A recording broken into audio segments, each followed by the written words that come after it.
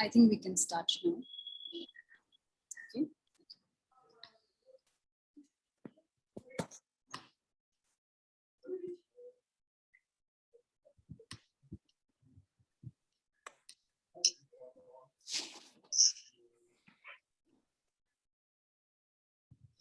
Madame la Présidente, dear colleagues, dear friends, ladies and gentlemen, bonsoir, good evening. I'm sorry to not be with you tonight. I am in a flight right now and I will land in Calcutta only tomorrow morning. I'm glad that Alliance Francaise du Bengale, with the initiative of our president, organized tonight this event for the memory of our dear Hari. I will not take much of your time, and I will just share with you the few words that I wrote last year when Hari passed away. How tragic it is to know this morning that Hari is no more with us. Hard and brutal news. A huge loss for the intellectual and academic and Francophone community here in Calcutta, and for all of us who were lucky enough to know him. Hari was indeed a true gentleman, a beautiful and accomplished soul, a great soul. His erudition and subtlety were always matched with his warmth and generosity.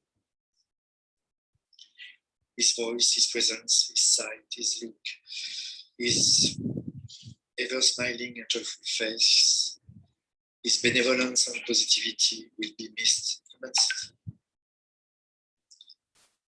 What a void this morning. Dear colleagues and friends, I wish you tonight a very warm and deep moment of celebration for the memory of Hari. Good evening and see you soon. Bye. It has been just over a year that we have lost Hari. Brings tears to my eyes to think that we cannot reach him any longer. It was in the late 70s that I was introduced to him. He was a fellow and later a professor at the Kolkata University. And then I used to see him at Alliance Francaise.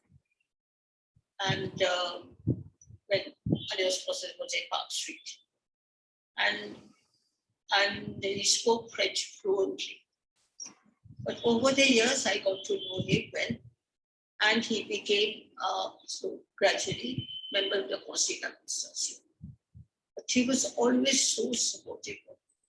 And every project that I took up during my presidency, he was always there. We became very close friends.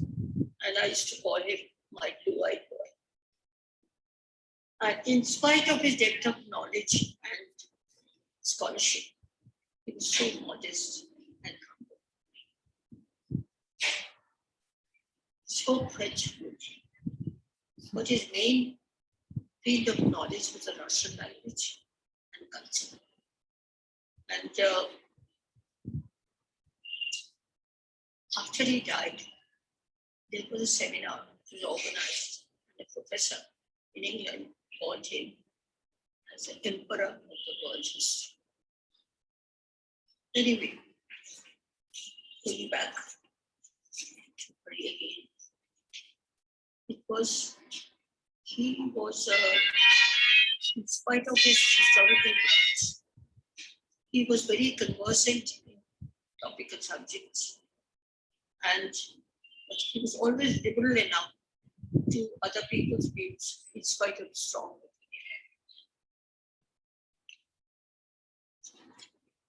opinion. And he became a fellow of the Maison de Sciences. He did long, he received fellowship for a few years over there. Now, as I told you, he's been so supportive in all my activities.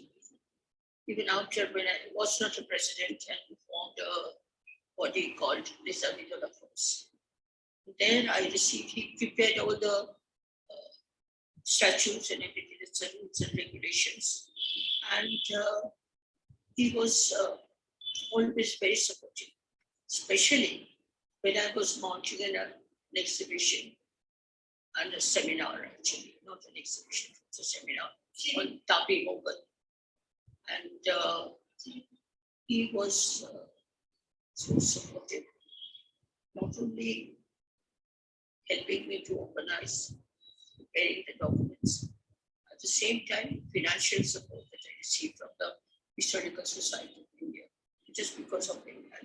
And he was also the mastermind in the seminar. It was a wonderful seminar. I had so many scholars who speak, but he carried out the shift so well, absolutely.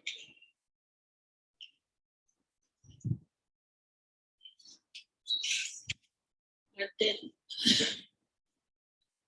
he was so proud of his, his wife, Tapati Guha Thakurta, an illustrious person, and also his daughter, Mrinalini, to come and speak to him.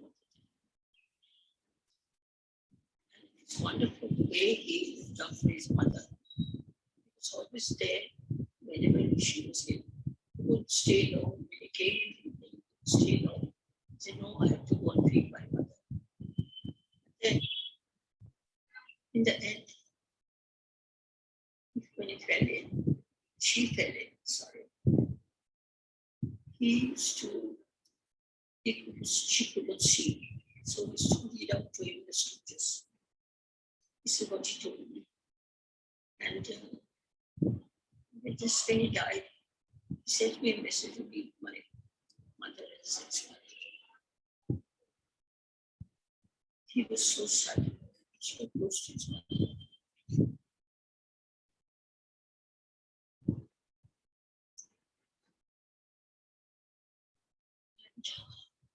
And the 10th, between the late night and the very early morning, the city, very late,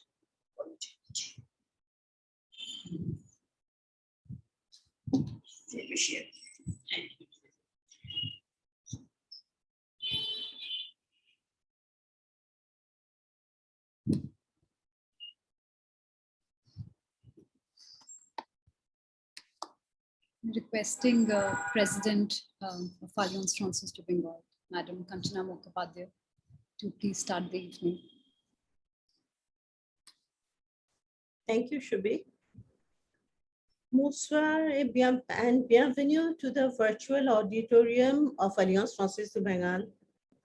A very warm welcome to all of you who are joining today evening from far and near to celebrate the life and works of Professor Hari Vasudevan. It's my absolute privilege and honor to welcome you all on behalf of this 80 years old esteemed institution that has been a bastion in the cultural map of Kolkata. Generations of students, thespians, literators, filmmakers have been matured by Alliance Francaise in Kolkata. Hence, it's no wonder that a scholar and historian like Professor Hari Vasudevan has had a long relationship with this institute. His association with Alliance Francaise dates back, if I'm not wrong, in the late 70s, early 80s of last century. In the last 40 years, he has not been just a member of Alliance or the member of the governing body of Alliance, but he was absolutely an integral part of this institution. His deep love and scholarship for European history and culture and fluency in French has manifested in his enthusiasm about French history, films, many art exhibitions, evenings on French literature that Alliance had the opportunity to host in Calcutta. He has been truly a part of this Alliance family. Thus today, we remember and salute Professor Vasudevan's many connections with the French culture and with this institution. I wish we could have had this meeting physically. In fact, I waited almost a year to do it that way, but that would have limited us from connecting to some of his associates from the olden days who we are privileged to have amongst us today evening via Zoom. Those of us who have known Professor Vasudevan know how difficult it is, if not impossible, to be disconnected with him. That is how warm and kind and large-hearted he was. I don't want to take much time talking about my personal relationship, personal connections with him. I can just say I was his student. I have been lucky to have been taught by him since my master's classes in Calcutta University in the late 80s. For all the times till 2020, I remained primarily his student. Over the years, he had taken on the responsibility of mentoring me. His guidance have been invaluable in my research, and eventually he turned into a friend, not just of mine, but of my family. He has been truly a real friend. Today, in saluting him, I couldn't help but think of his long-term associates of more than 30 years or so, who have been his co-travelers through his journey in French history, language, literature, and culture.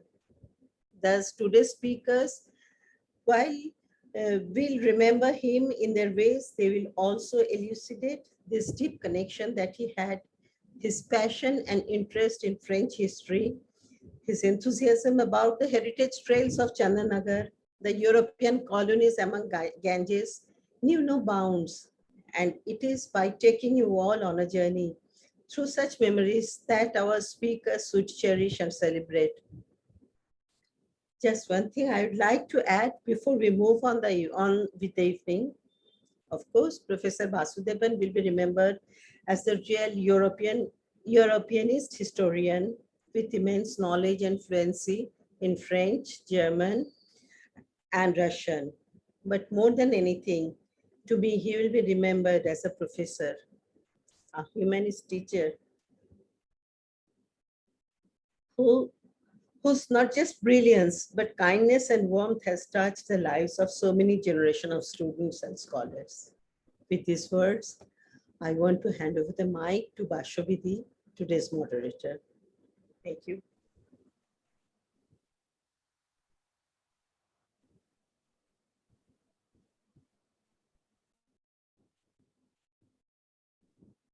Vashvidi, you can unmute yourself. Good evening, ladies and gentlemen.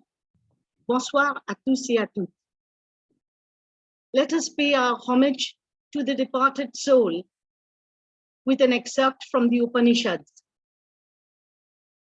Chinvanta Vishwe Amritasya Putra Aye Dhamani Divyani Tastu Vedahametam Purusham Mahanta Aditya Varanam Tamasah Parastat Tameva Viditva Timrityumeti Nanya Pantha Vedyate Ayanaya Nanya Pantha Vidyate Ayanaya Nanya Pantha Vidyate Ayanaya Yashchayamasmi Nakashi Tejomayo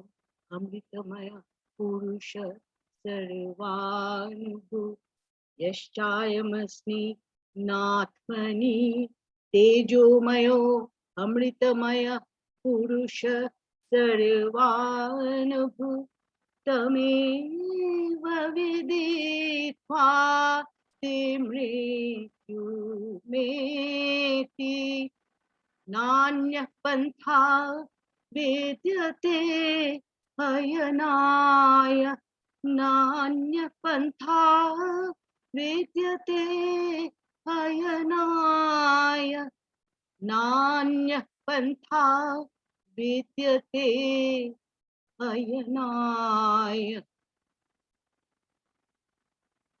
I would like to express my sincere gratitude to the Alliance Francaise du Bengale, to Monsieur le Directeur, to the cultural team, AFDB, to Madame la Présidente, Kanchana Mukhopadhyay, and most importantly, to Professor Tapati Guha Thakurta, wife of late Professor Vasudevan, and their daughter, Mrinalini Vasudevan, for having organized this solemn event.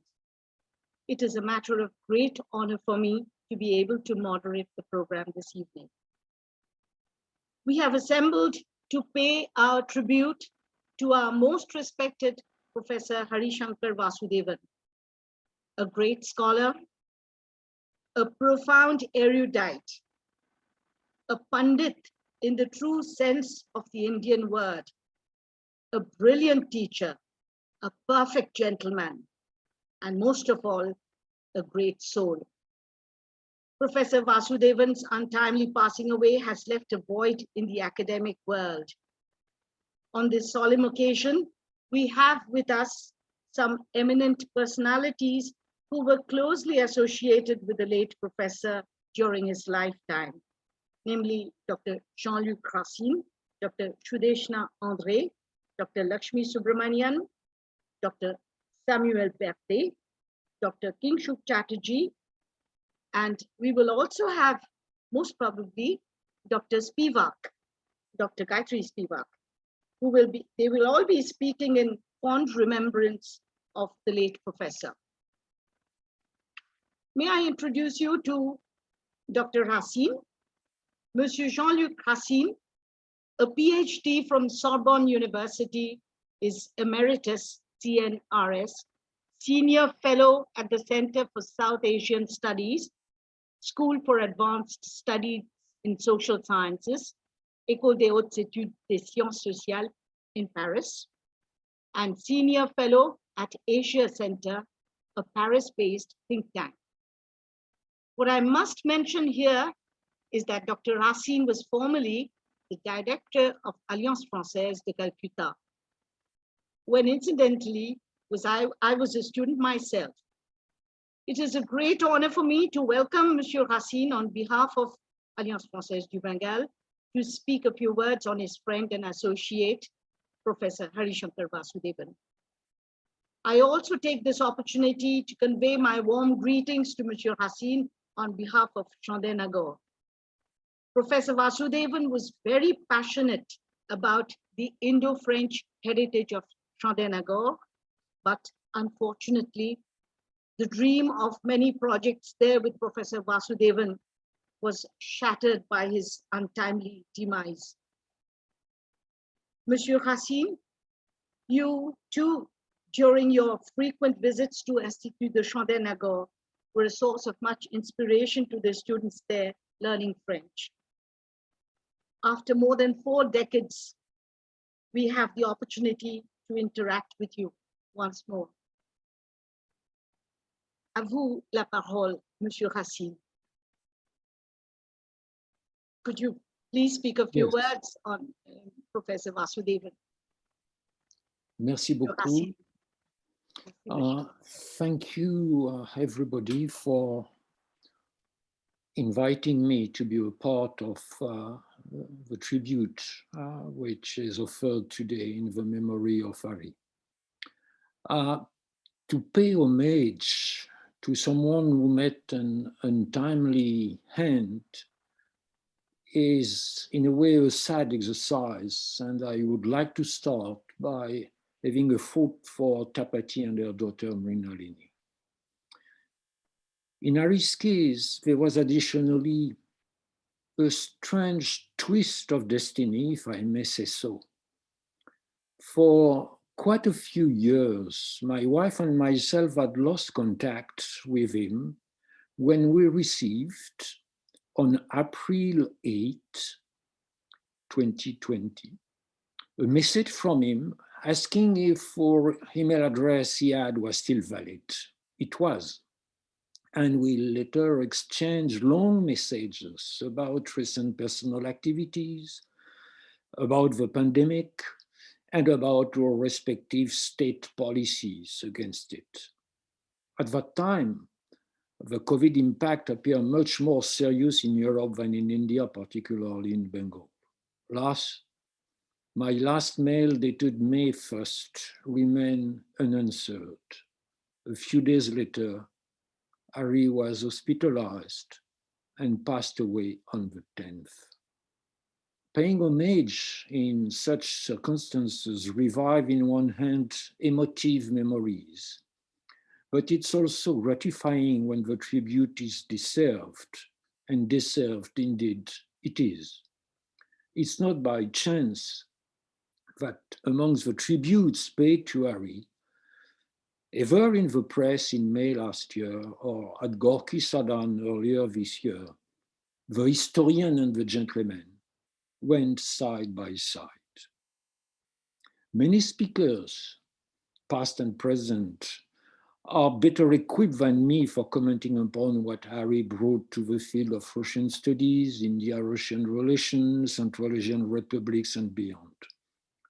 Upon what student got from him as a professor at Calcutta University, or upon his wider contribution, be it to the NCERT textbook on social science or to the benefit of policymakers at South Block or elsewhere. Amongst the homage paid to him, I'll pick from the wonderful website now dedicated to the memory of Hari, what T.C. Raghavan, the distinguished diplomat, said about the last trip of Hari to Moscow for attending the annual dialogue between the Indian Council of World Affairs and the Russian Council of World Affairs. Forget what was discussed behind closed doors and hear what it was to share a memorable evening with Hari in Moscow. First in a Turkish vodka place, followed by a Soviet-style restaurant with a Soviet-style crooner at the mic. To quote T.C. Raghavan, Hari was not just a vast store of the oddest anecdotal information and details about Russia. He was also held in high regard by the Russian side for his impressive scholarship. For me, this anecdote summarizes Hari's personality, the impeccable scholar and the good companion, all rolled in one. Beyond personal memories of Hari's wit, warmth, and smile, I would try here to relocate him in a personal intellectual history, which is, of course, also a collective intellectual history. I looked a few days ago at some archives from the Maison des Sciences de l'Homme, which has been my base in Paris after my last long stay in India. Take the year 1988, for instance. Amongst the scholars invited, I found Hari in March, and who was there 2 months before? Ranabir Samadar. Later on the same year, Bharatire, Paula Banerjee, whom I met again and again, along with Ranabir when she was at the Calcutta Research Group, Jasodhara Bakshi, Krishna Roy, Aniruddha Ray, Rila Mukherjee. Extend the time frame, and you'll find Suranjan Das in 2001, and in between, Mushirul Hassan and Zoya Hassan the year before. After Mushi has sadly passed away in December 2018, who edited a volume, Mushirul Hassan, An Intellectual and Institutional Journey, published in January last year. Hari and Suranjan. And who Hari mentioned in his mail sent to me on April 23rd for an analysis of the political situation in India? Ranabir. Small world, would have commented David Lodge. But for me, these evocations are deprived of a satire Lodge put in his campus trilogy fiction.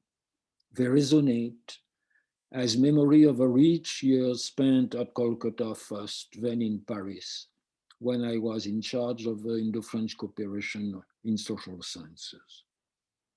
Besides scholars, institutions do matter.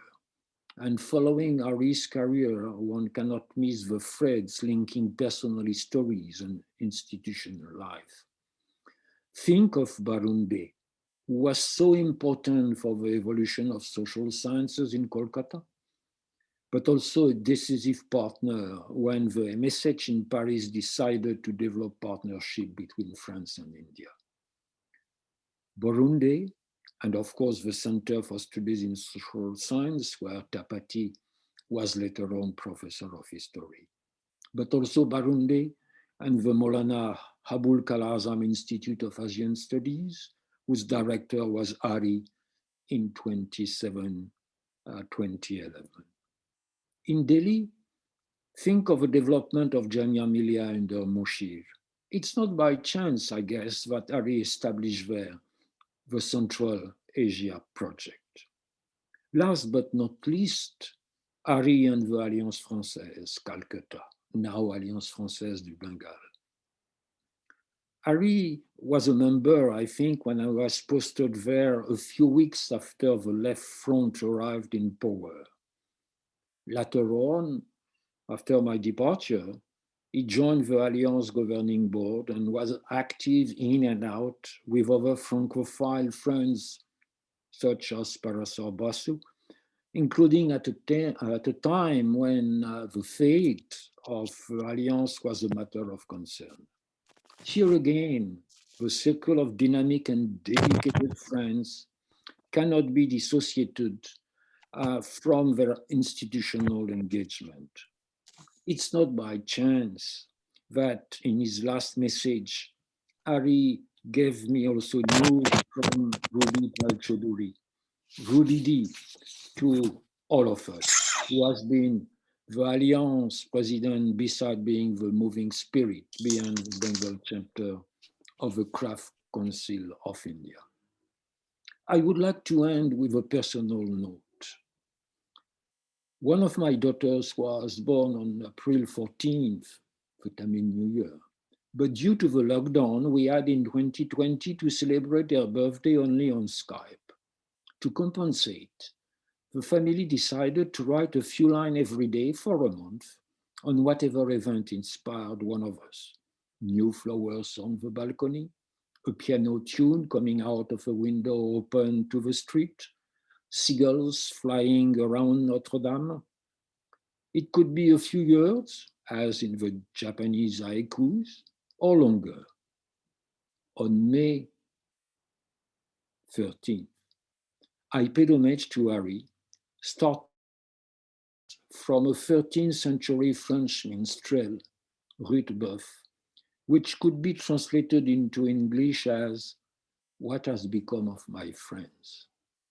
The first line of a well-known poem on France, What Disappeared.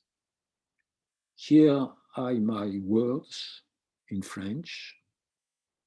Que sont mes amis devenus? Les vers médiévaux me reviennent alors que Hari n'est plus, emporté en une semaine dans un hôpital du lointain Bengale. Après des années de silence, ironie du sort, il reprit le fil des correspondances en avril. Il ignorait que la Camargue, dont Calcutta envenimé, se saisirait de lui par mégarde en mai. My verse, of course, cannot compare with those of Ruthboeuf, but I dare to mention them as a sincere homage to whom we celebrate tonight. We shall not forget you, Hari.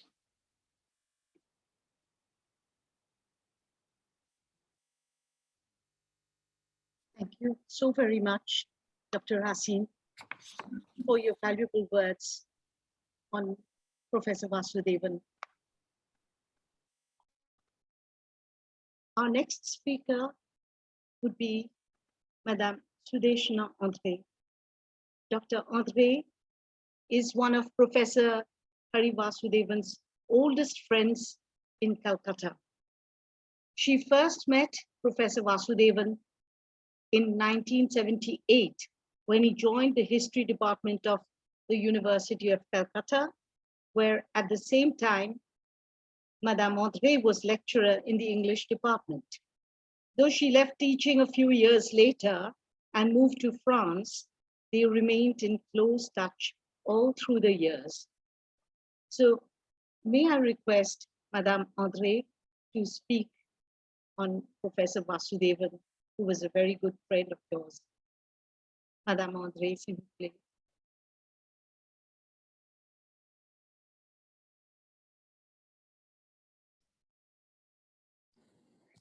It seems strange today to be at a memorial service for Hari and to talk about him.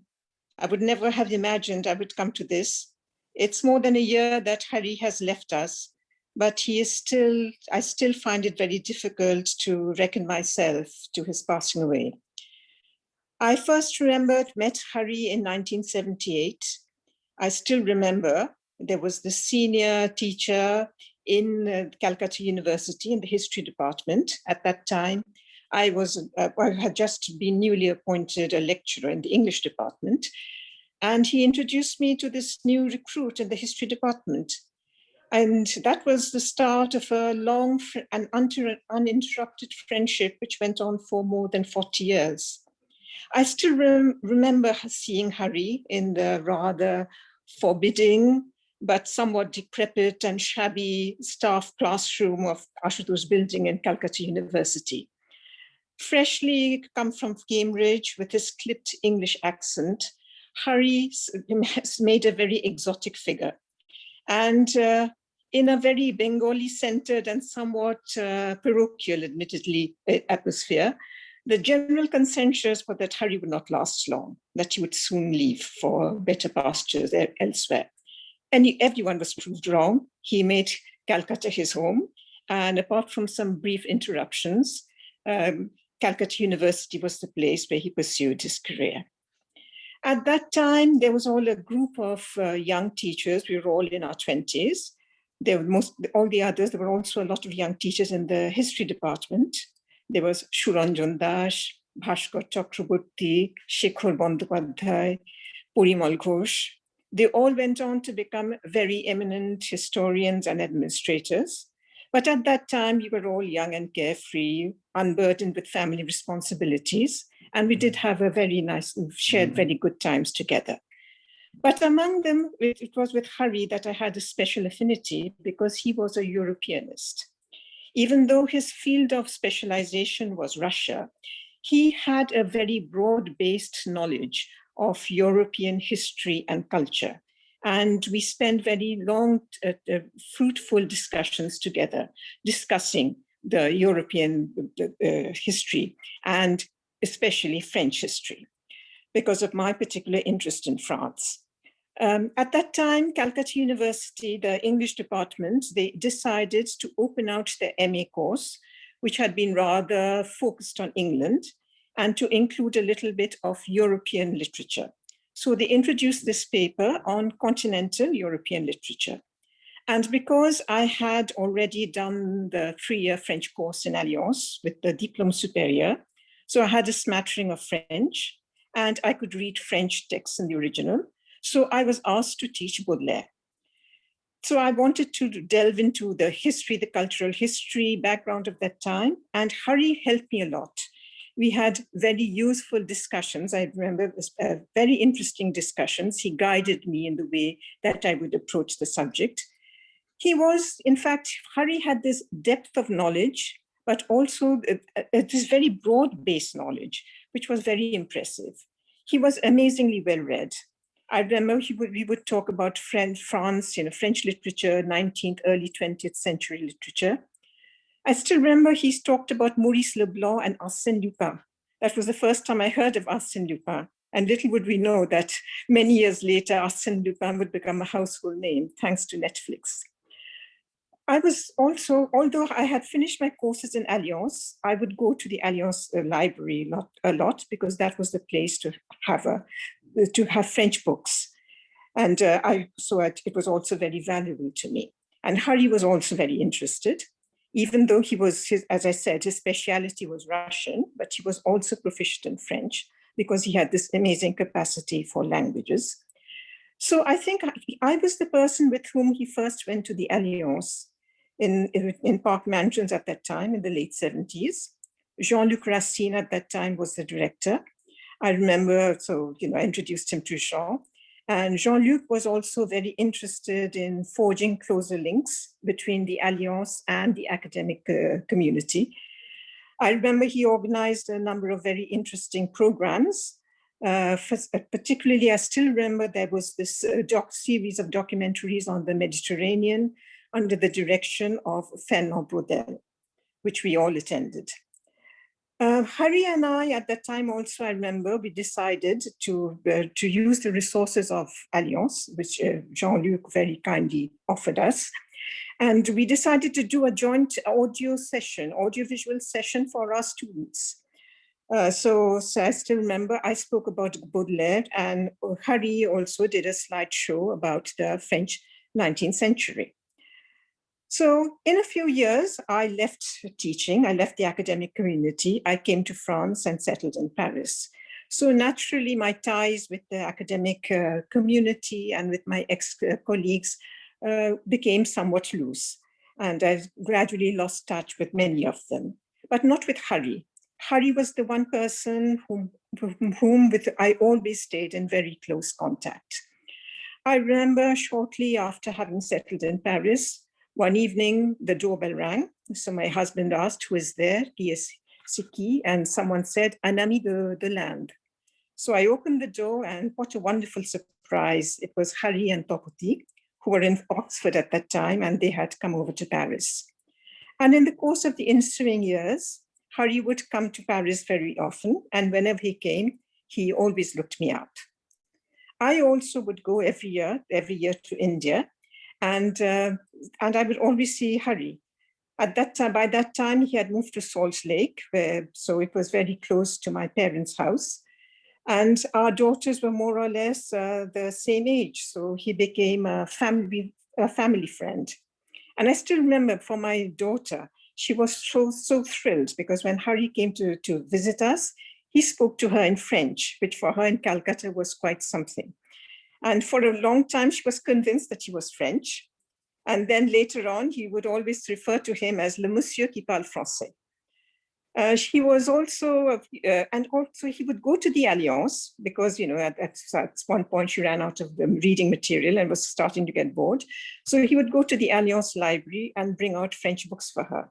And she was so thrilled to get, books on Tintin and Lucky Luke in French. And that was also so typical of Hari.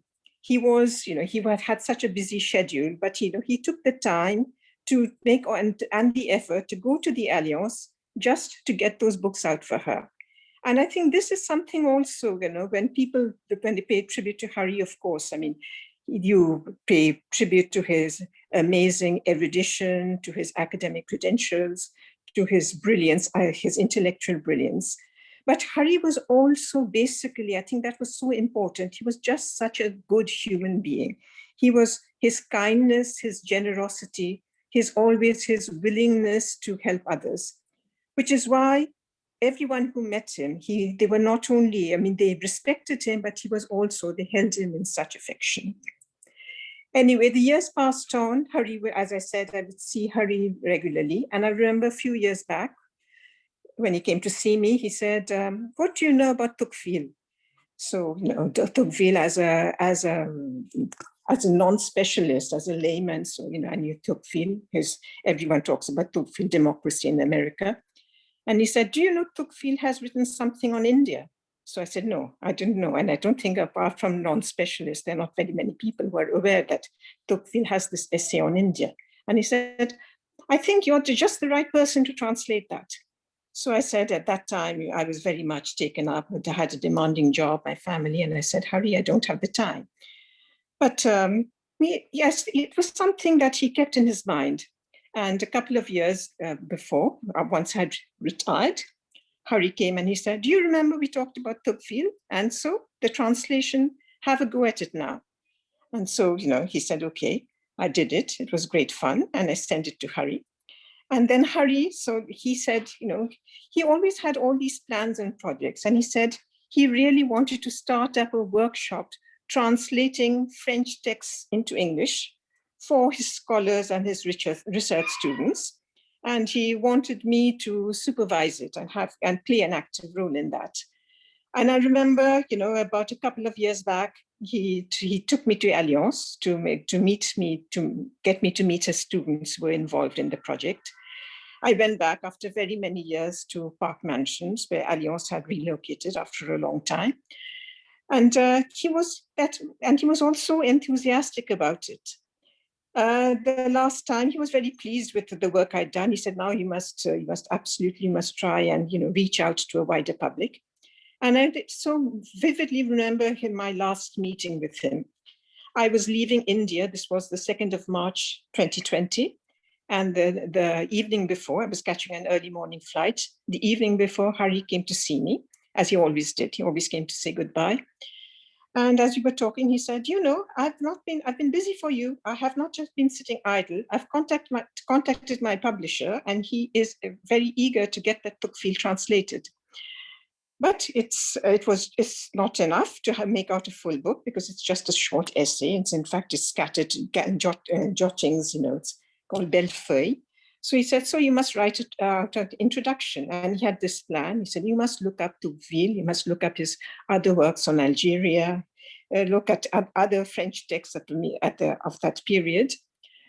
And he had all this elaborate plan for me. So I said, Hari, I'm no longer a scholar. I'm not a historian. All this is very interesting, but it's far too ambitious.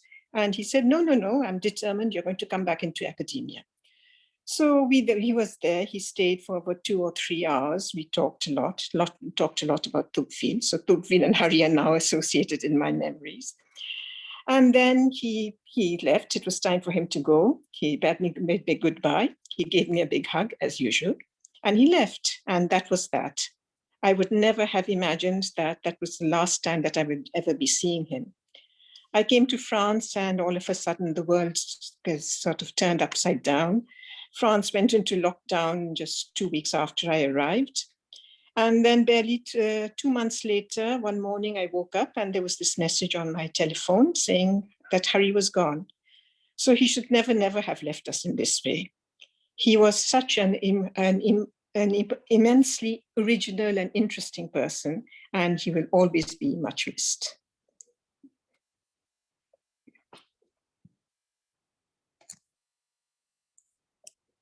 I understand your emotions regarding your dear friend, Professor Vasudevan, and your words, Madam, took us really to those old days of your friendship with him.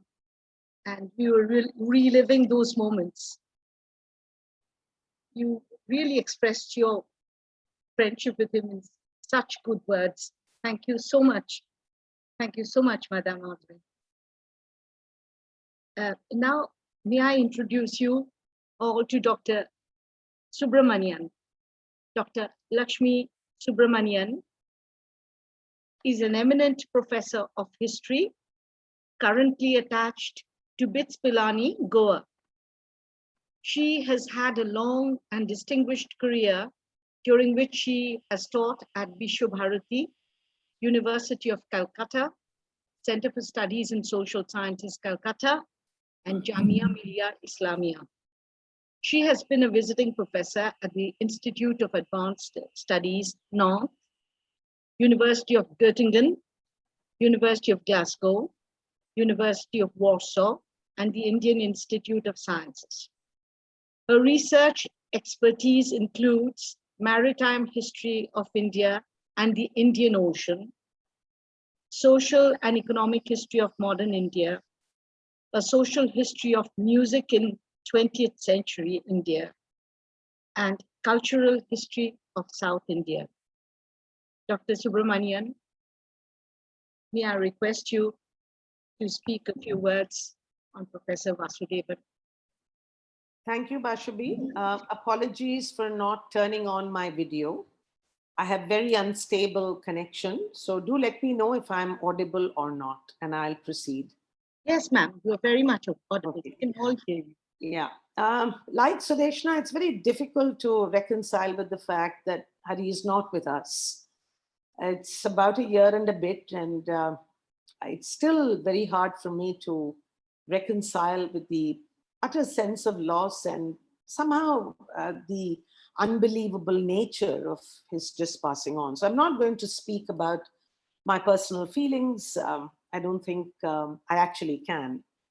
But I did think of using this occasion to speak a little bit about the French connection and how Hari helped me, how Hari helped materialize it in his own unique and generous way.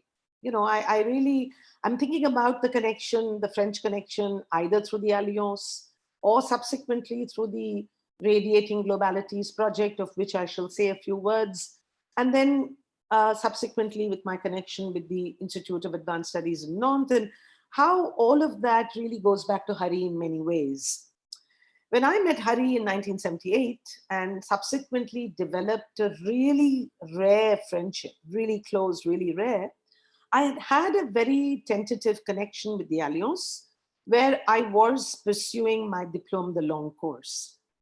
Hari, of course, pushed me to go far beyond, and very early on spoke about the importance of looking at the French in India much more seriously than I ever did, preoccupied as I was in looking at Western India, looking at colonial expansion, looking at the English archives. And I was, of course, concerned with transition politics mediated through the English. And Hari kept saying that, look, you just have to broaden your scope. Think Europe. And I remember how vividly he spoke about the energy and the vitality of this French connection. One of the first things we did very early on in the piece was to make that trip to Chandernagor. And I remember that trip so vividly. It was by local train. Everything ran late, but it was fascinating just to listen to him speak. He was, of course, fascinated by the bend in the river and by the possibilities that lay in excavating the French connection more deeply. So he talked about the possibility of looking at these various stakeholders, looking at French factories, looking at French men, looking at French connections, looking at the dense web of private trade mediated through English and Armenians and French. And it was largely because of him that I also developed a very close association with Indrani Rai, again, tragic demise. And because of his encouragement that I went on to undertake the editing exercise of Indranidhi's unpublished and published essays on French trade in the Indian Ocean. And I really have to thank Hari for that, because he forced me to start looking at French trade, at intra-imperial connections in the Indian Ocean. And that then sort of found much later concrete expression in a project that was spearheaded by Gayatri, whom Hari would call the Great Lady, and Hari's inputs that I sort of talk about to this project a little later. The other thing I do want to mention about this French connection is how Hari valued language institutions and cultural centers as essential accessories to the university system. He did not look at them as sort of standalone institutes. He really wanted to create an ecosystem of intellectual energy and productive conversation. And I remember how often he would inform and encourage students to use them to intellectual advantage. I think it was this kind of real cosmopolitan energy and imagination that made Hari an intellectual with a difference. I mean, this kind of curiosity, the kind of enthusiasm and the desire to communicate this enthusiasm to a variety of students. And it didn't matter if you did not know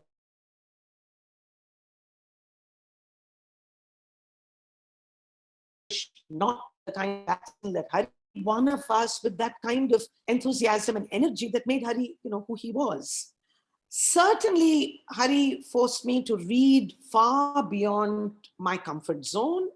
I remember how actively we discussed things on the French East Indies. I remember speaking about a book that I'd come across on mobile citizens and the French connection in Indochina, and how he said it was so important for me to start thinking about these inter-imperial connections. And I think that part of that found expression in that Radiating Globalities project that Gayatri, spearheaded, and that had occasion to pull us all together to think about globalization, to think about transnational experiences afresh. It's a matter of deep regret that Hari was not with us when we went to Senegal, and I was not with Gayatri and Hari when they went to China. So it's one of those, one of those occasions that I will regret.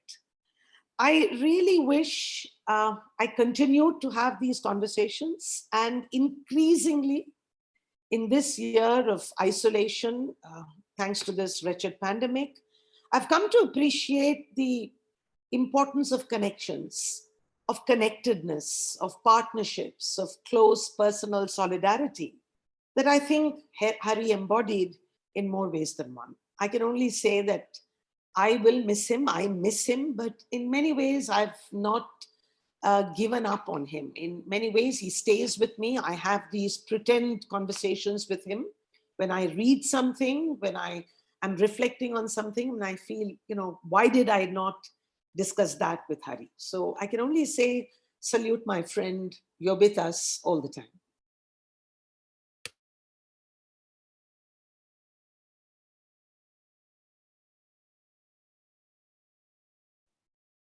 Thank you, Dr. Subramanian. Lukhidi, thank you so much. That was a memorable visit by Professor Hari Vasudevan to Chandanagar, where you were very much present, and Dr. Gayatri Spivak was also present. We remember that. And that was the last seminar we had with Professor Vasudevan in Chandanagar. Thank you very much, Dr. Subramanian, for your kind words. Now, may I introduce you to Dr. Samuel Bethet. Dr. Samuel Bethet is a historian. His PhD is on the history of Indo-French cultural relations, 1870 to 1962. He has resided in South Asia for 2 decades, looking at other topics as well. Firstly, the decentralization and Chhattisgarh. And for the last 15 years, maritime history of the Indian Ocean, and particularly the Northern Bay of Bengal. Samuel Bethet also curated a dozen of exhibitions lastly, Rajas, Nawabs, and Firangis, a treasure from the Indian archives, 1750 to 1850, at the National Museum in Delhi, in collaboration with the Bibliothèque Nationale. At present, he is the director of Alliance Francaise de Hyderabad. Monsieur Bethet, could you please speak a few words on Professor Vasudevan, your association with Professor Vasudevan? À vous la parole, monsieur.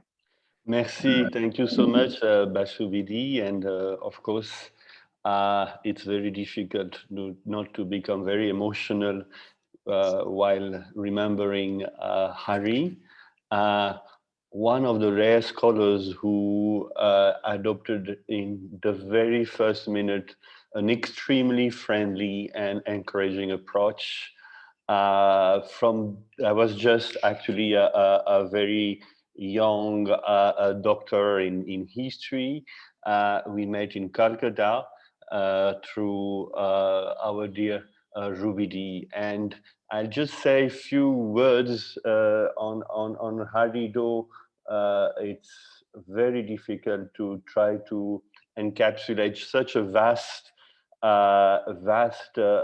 knowledge that Hari had, which actually, even with talking and through regular talks or exchanges of email, one would just get an idea of a very meager measure of what he had in store. I don't know if word history exists, but word historian does, and Hari is one. I'm talking about Hari in the present tense because, just as Dr. Lakshmi Subramanian just mentioned, I tried to keep that conversation with Hari going on. I guess that's what he has done from the very moment we met till the last minute, when he was still exchanging few extracts of archives or exchanging contacts with other historians. He has really been this bridge builder all through his life in a wonderful manner. So the young French traveling to Calcutta has this very curious impression of being in a hub of cultural experimentation, very advanced, one which is both close to Western culture and has its own very varied, rich propositions going on, connected to so many different parts of the world. So as a young French scholar, I guess, and not only scholar, we get very quickly charmed by the cosmopolitan nature of the city. And of course, the temptation, the shortcut, the easy way would be to think that that's the fact of having been the capital of the Raj, the second largest city of the British Empire, that lend that cosmopolitan character to Calcutta. But of course, the historians soon understand that Bengal was cosmopolitan far prior to the British landing in the region. And actually, as we know, there were an addition among and along so many other traders and travelers community from all over the Indian Ocean and beyond towards the Chinese Sea, the Mediterranean Sea, Russia, etc. And in these very intricate networks of connection, Hari was just the perfect companion. The fact actually that himself was not born in Kolkata, was not born in Bengal, is another illustration of that incredibly inclusive nature of Bengal, which is really the legacy of centuries of sea relation with so many different parts of the world. Bengal did not only feed culturally so many parts of the world, it literally actually fed with rice so many parts of the Indian Ocean, and these connections are better known now, but are still need more exploration. And really, Hari, as a true combination of Afanasy Nicklin and François Bernier, or so many other eminent travelers from Asia and the rest of the world, was the truly and the true and the perfect companion to explore those linkages. He was one of those travelers who had a deep interest for history, but was also making history. He believed, of course, in history being written from archives and other sources, but also in history being written with the eyes and the feet. And we all know that he organized different travels along those old travel roads that connected parts of the world. For a better understanding of those roads was one of the ways to understand both history but also present times. Hari remained constantly involved also in the current affairs, if I may say so, international relations. So both history and the present were lively concerns to him, and none took precedence over the other, which is also a temptation which sometimes can lead to some academic disasters, to use history just as a justification of the present, or the other way around. and he had that very rare skills of balancing both, of having an interest and a vast knowledge for both, and yet addressing them with the distinct methodology that they require. So when I met Hari, I had just finished my PhD on the history of Indo-French cultural relation between 1870 to 1962. And I must say that by then, there were very few people who felt an interest for the topic. And on the first meeting, not only Hari had heard about my work, but read it and seemed to be totally attuned with its content and conclusion, which were, to make it very brief, that until Indian independence, Francophile culture and even Francophonie in India were almost, or let's say were mostly autonomous from French cultural diplomacy, since there was actually very little French cultural diplomacy in India before independence. Of course, there were a lot of very deep interpersonal linkages, as we know, and Alliance Francaise du Bengale is an illustration of that. There were very deep interpersonal linkages between Tagore and Sylvain Lévy, or Tagore and so many other French intellectuals and artists, but also Praful Chandra Rai and Marcelin Barthelot, Satyendranath Bose and Irene Curry, and so many others, of course, not to mention Torudat.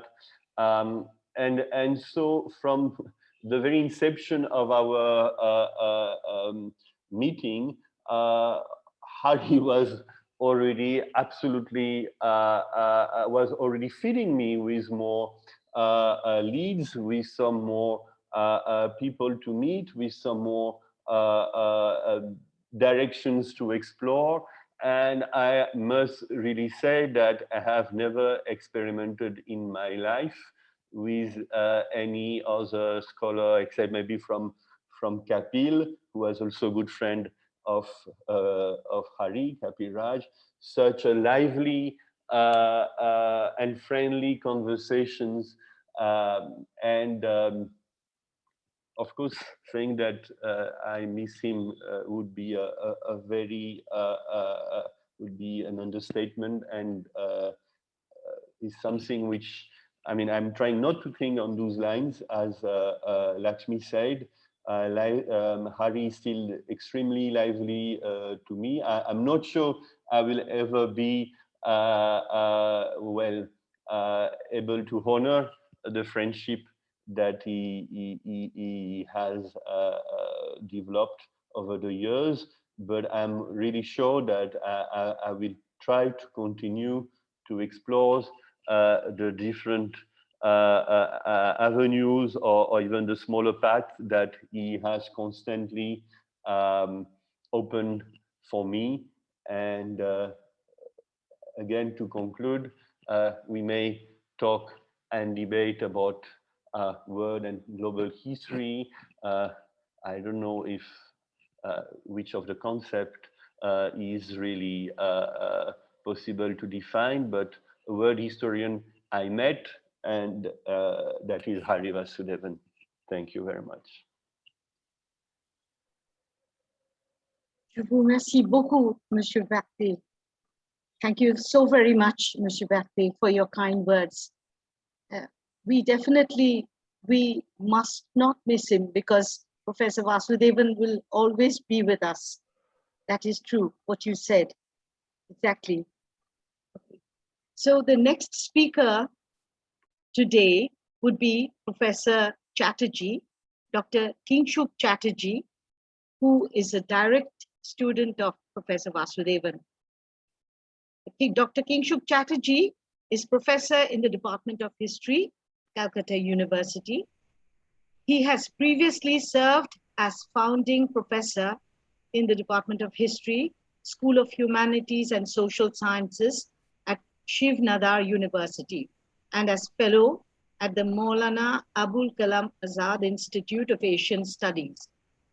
He was a Fulbright scholar in residence at the United States Naval Academy in Annapolis, Maryland. Professor Chatterjee's area of expertise is in Middle Eastern politics, and he specializes in political Islam in the modern world. He has many important publications to his credit. Professor Chatterjee had opted for the courses on European history, Western political thought, and industrial societies and world politics after 1945, offered by Professor Vasudevan as a student in the Department of History, University of Calcutta, in the 1990s. After doing his MPhil and PhD under Professor Vasudevan's supervision, upon joining the history department in 2008, Professor Chatterjee went on to share with Professor Vasudevan courses on European history, world politics since 1945, and industrial societies till Professor Vasudevan retired from the department in 2017. Thereafter, Professor Vasudevan helped Professor Chatterjee in sharing the teaching load in courses on European history and industrial societies till 2 months before he passed away. So, Professor Chatterjee, could you please speak a few words on your teacher, Professor Vasudevan? Thank you, Bashwati. I'm grateful to the Alliance Francaise for involving me in this program at the suggestion of Tapati. Tapati specifically asked me to speak on Professor Vasudevan as a teacher of European history in the department. I think all of you would agree that that would be limiting his scope and what can be said about him too much if we just talk about him as a teacher in European history, because he was much more. I know him from the time that he was of my age, the age that I am now. He was in his mid-40s when I knew him. And from then till now, I still have to say till now, he has been not only my window on Europe, but also my window to the world. I learned such a whole lot from him, not simply through the courses he offered, which made up around 5 of the 8 papers I opted for, but also what lies beyond those courses. One of the things that I picked up from him, that if you want to learn the history of a particular time, of a particular place, you need to read the literature on that, meaning not simply the historical literature, but literary works on that. So I always had a fascination with European history, and my teacher in the presidency, Sudeshna Chakrabarty, had honed that interest of mine. And then Dr. Vasudevan in the department, he just opened up the horizons in a way that I did not confine myself simply to European history and moved out to a much bigger world than that. There are lots of things that I can say about him as a teacher. I distinctly remember the most valued kind of experience I had in during my MA days. Professor Subramanian, who was speaking here, she had been teaching us on the Balkan nationalism, and she had assigned an essay for us. I wrote the essay on Balkan nationalism, reading just about everything Dr. Subramanian had suggested, because this was the time when, you know, the former Republic of Yugoslavia was disintegrating, and it happened just as we were finishing school and entering college. So the Dayton Accords and everything, that it was unfolding right before our eyes. So Professor Subramanian had introduced us to Balkan nationalism as a subject. I wrote that essay. Dr. Vasudevan, who was teaching us only the Russian history component at that point of time, called me from the classroom took me to his room, in his office in the department. And he started sort of pressing me on what interested me about Balkan nationalism. And since then, for the next 20 odd years, Balkan nationalism, the Habsburg monarchy, European experiences with the national questions of the national identity remained a major topic. In fact, at one point of time, when I had just finished my master's, I was looking at what to start my research on. I was fascinated with Balkan nationalism to the point of suggesting that I would work on Balkan nationalism. And Dr. Vasudevan said, well, you'll be very lonely and you won't get a job in India. For personal family reasons, I could not leave the country at that point of time. So the idea that I wouldn't get a job in India was a sure disqualifier. He ultimately sort of guided me away to something closer home, and I landed up with Iran. The reason why I chose it was also, in a way, something he did with us, teaching us on social revolutions as a field of study. And then I started working on the Iranian Revolution under him. And he helped me in many ways import many ideas from his classes on intellectual history of Europe. And I applied the ideas of Quentin Skinner, or the methodological approach of Quentin Skinner in ultimately doing my own work. And he never divulged at that point of time that he was a direct student of Quentin Skinner. I learned about that much, much later. So in a way, I was being Skinnerized, just one step removed from the real man himself.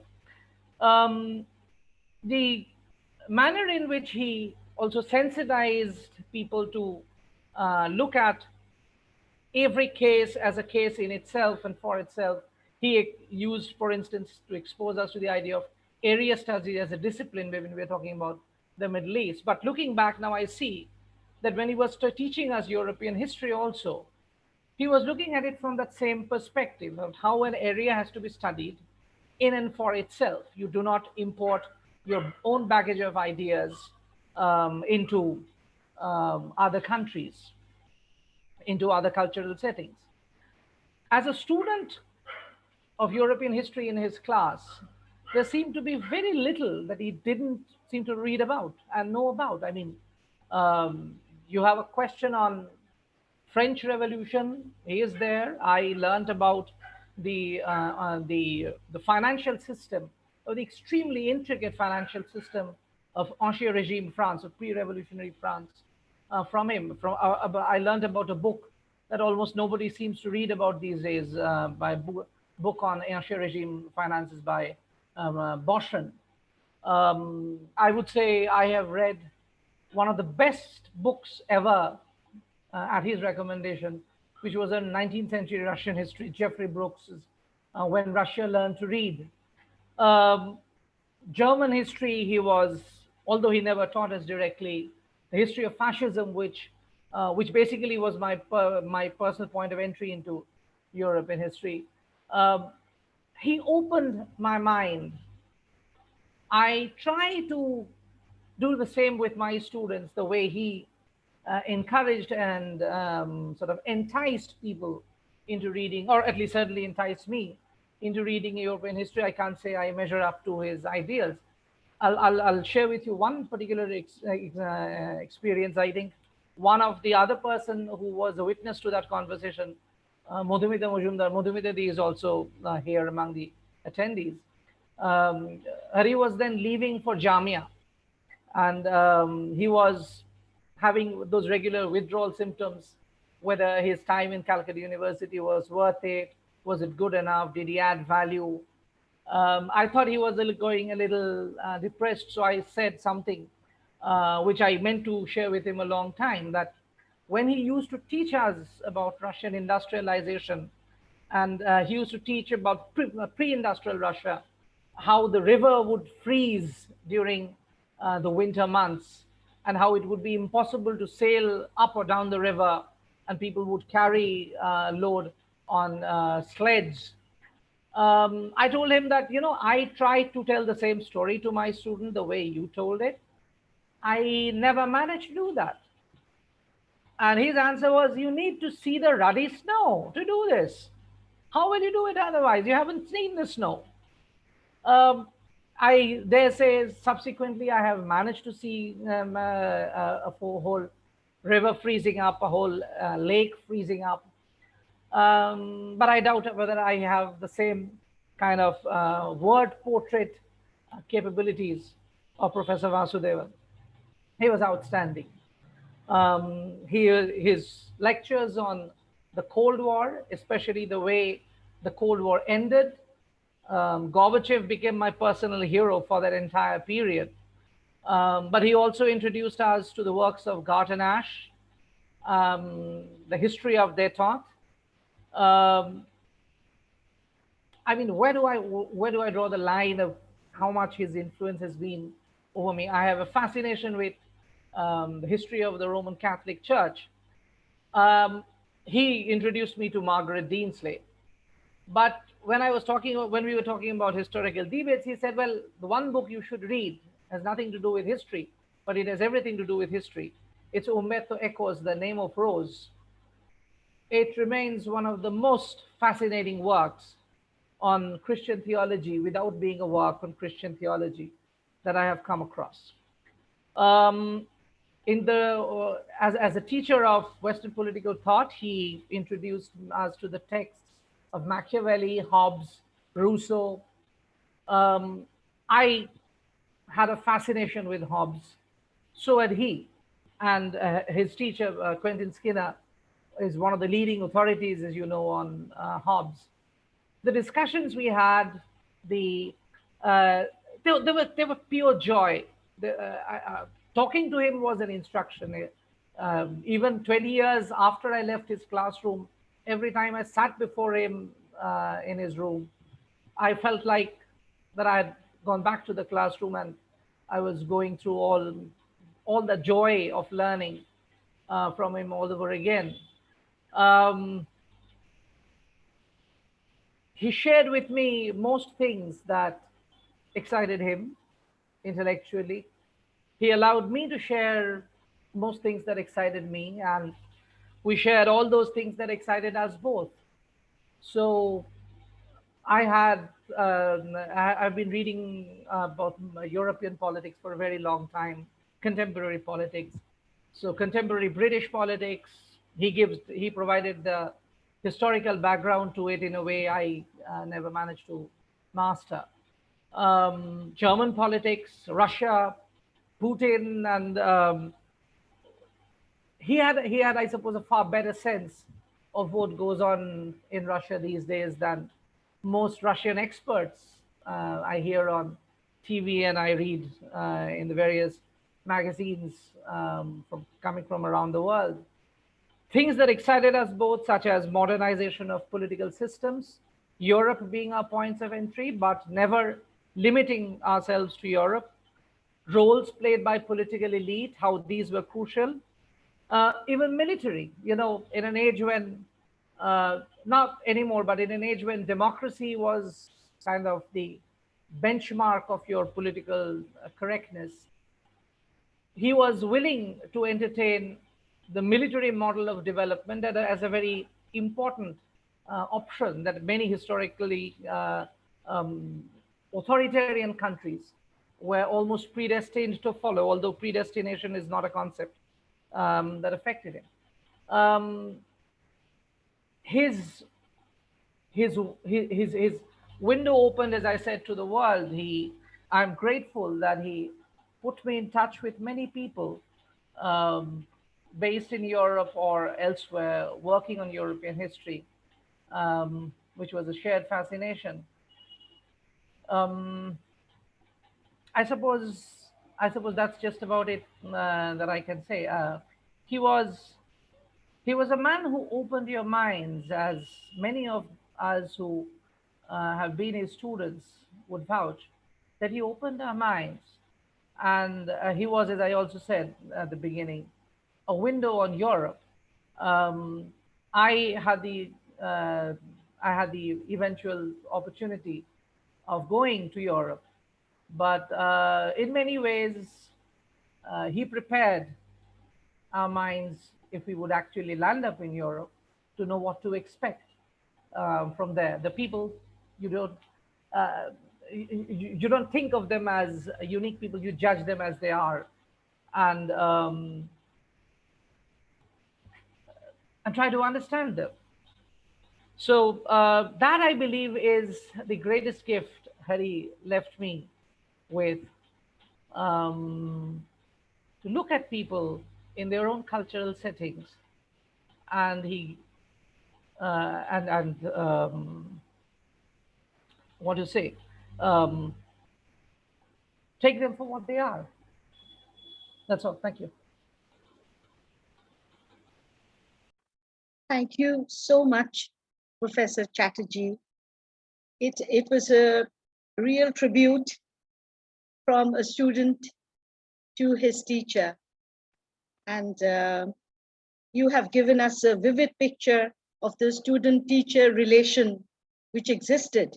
Actually, with all the students of Professor Vasudevan, they have the same experience, and you have been in very close contact with him. You are so fortunate. I really envy you, Dr. Chatterjee. And I'm sure he was not only a brilliant teacher, at the same time for all his students, just as with you, he was a mentor, a friend, a philosopher, and a guide at the same time.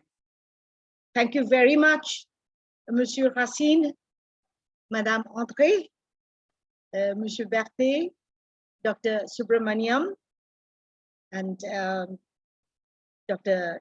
Chatterjee for being there with us.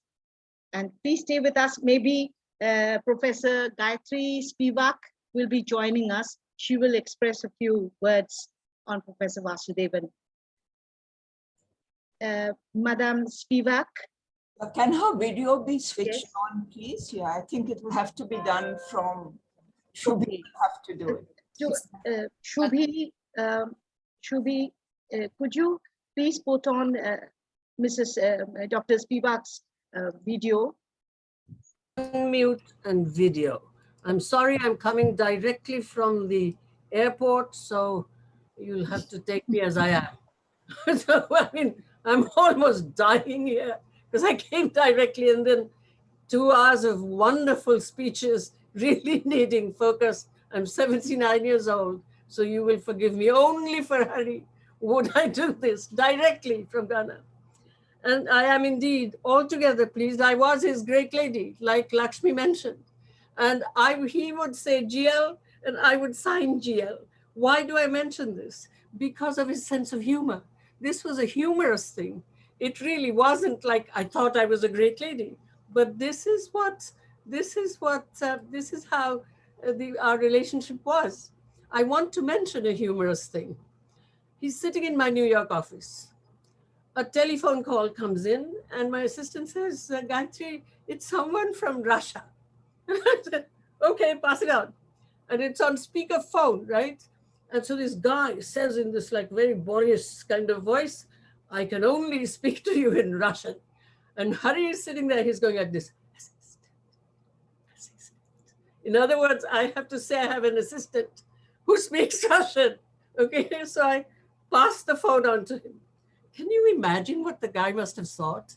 That I actually had an assistant who spoke Russian in that way. And you see what Kingshuk said, and entering into other people's spaces. That was so important, Kingshuk. That is called the imagination. This is why I, a literary person, and Hari, a historian, could connect so easily because of his real imaginative activism. So he became my assistant, and he's talking. And then he hangs up. And so I said to Hari, what was it? What did you say to him? He says, look, the guy was put off because you had written about the implosion of the Bolshevik Revolution and the 18 Brumaire of the Bolshevik Revolution in a very critical way. So I said to him, I'm only an assistant, of course, so I can't tell you everything. But I think my sense from being in Professor Spivak's office would be that you should perhaps learn something from her critical writing, because she also has a profound sympathy with the beginnings of the Soviet Union. So think of this story. I mean, if this doesn't tell you something about the way the guy was, I don't know what does.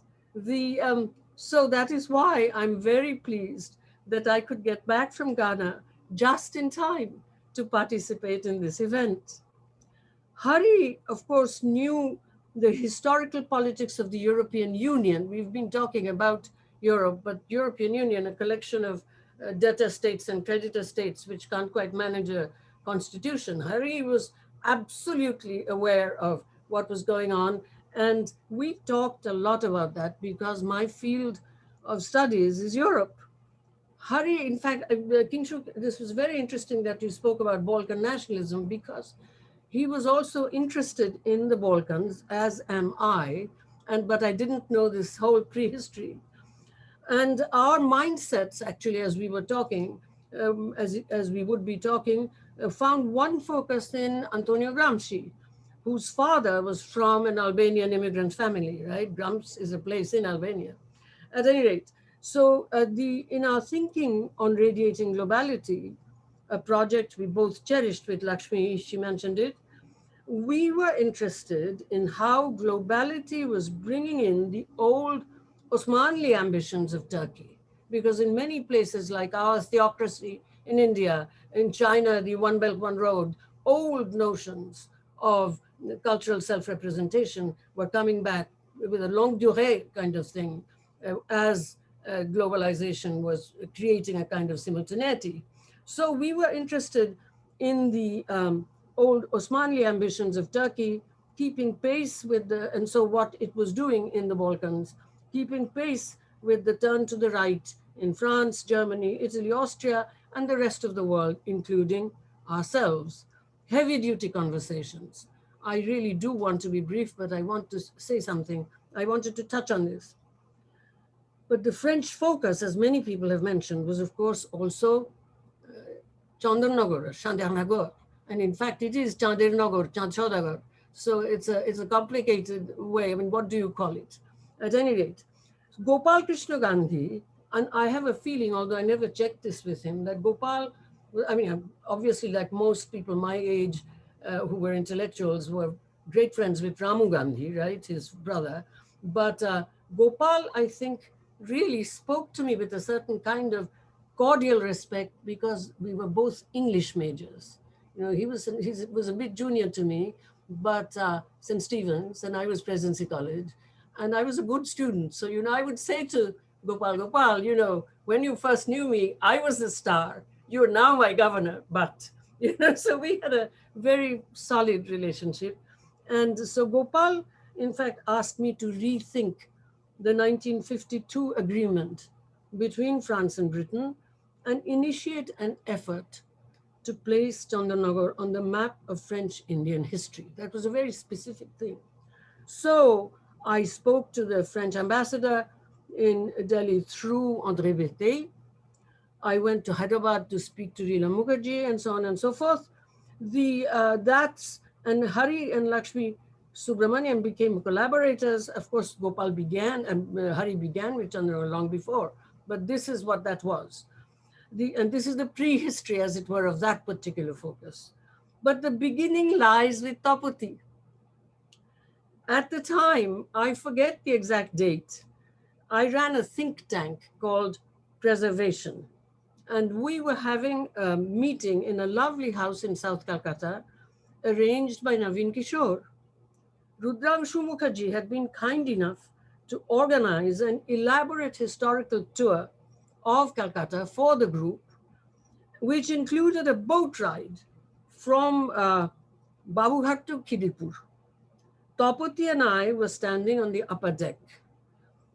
She explained to me how from Srirampur to Chuchura, or Chinsura, there was built space and cultural echoes that actually gave evidence of 6 imperial formations.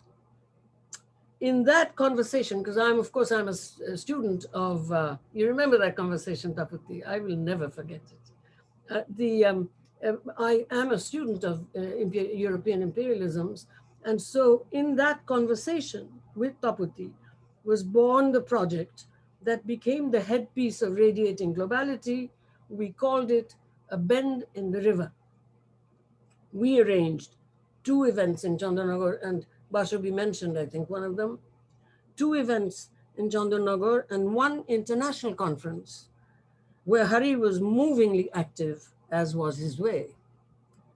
What we discovered was that at the French Institute was a library that had plenty of documents, but also first editions of 18th century French writing. I was thoroughly impressed by Hari's deep understanding of that century, very important century in France, with a critical intimacy that was entirely instructive. I have had the great good fortune of lecturing in the Grand Amphi of Paris 1.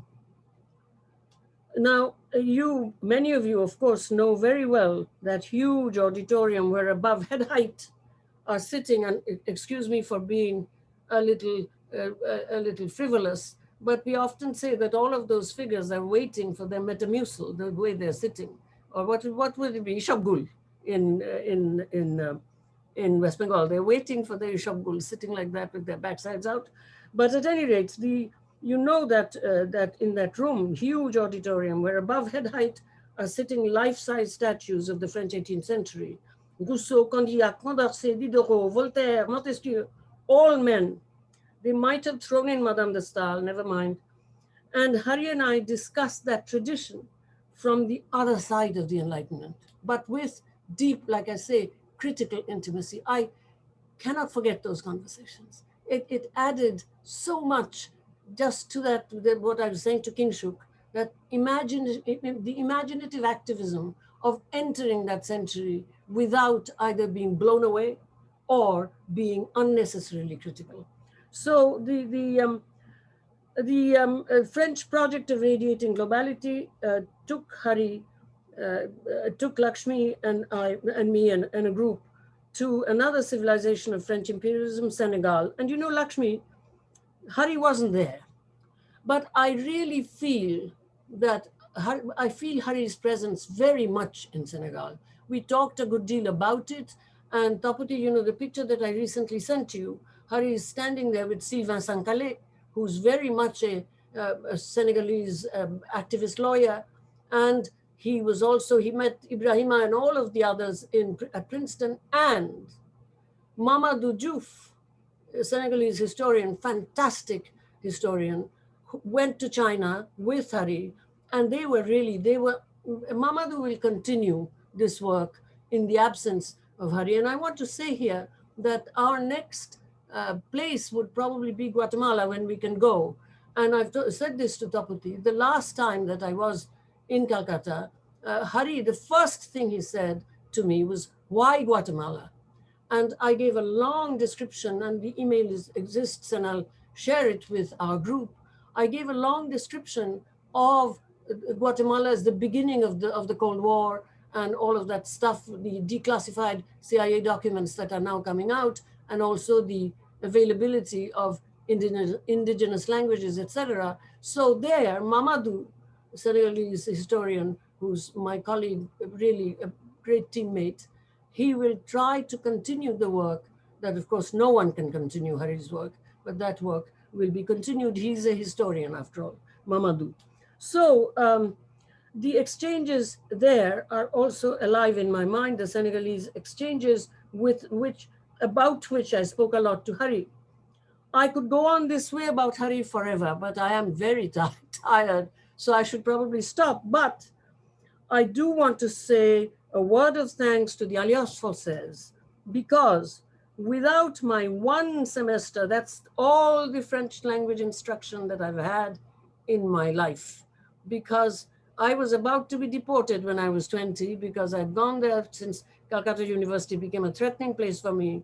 I'd borrowed money and I'd gone there at 19. So at 20, I had no work permit. I had no visa. because of the racism there, they would not give me, first class first at Kolkata, they would not give me a teaching assistantship in the English department because my native language was not Bengali, was not English, okay.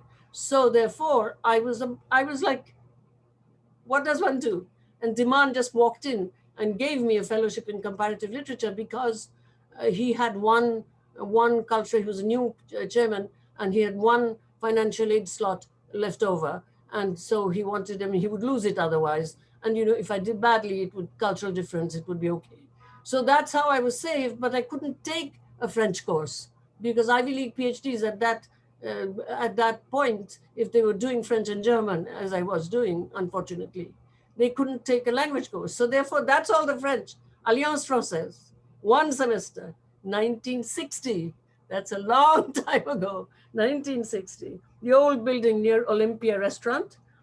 I would not have been able to translate Derrida or to get into the politics of the École Normale Supérieure 45 Rue d'Ulm. As a result, I'm not popular in France. I never get, you see, you notice my name is never mentioned when the real kind of heavy duties come in, never.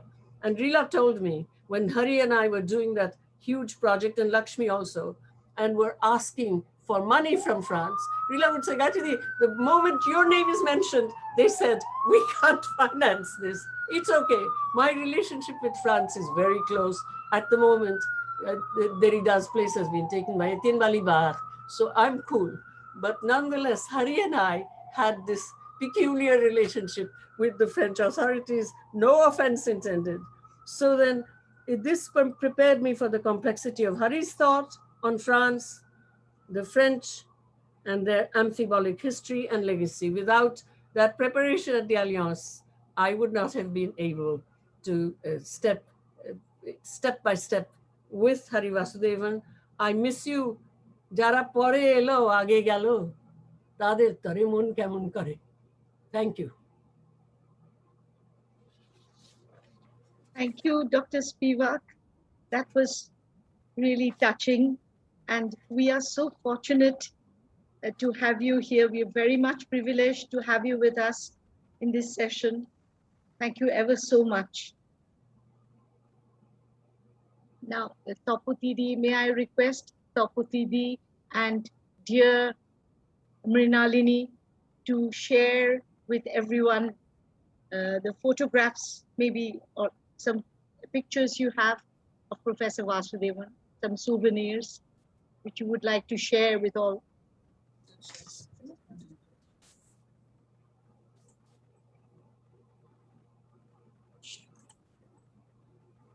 Tapati, we can't hear you. I'll unmute myself. Oh, yes, yes. Thank you. Thank you so much. Sure.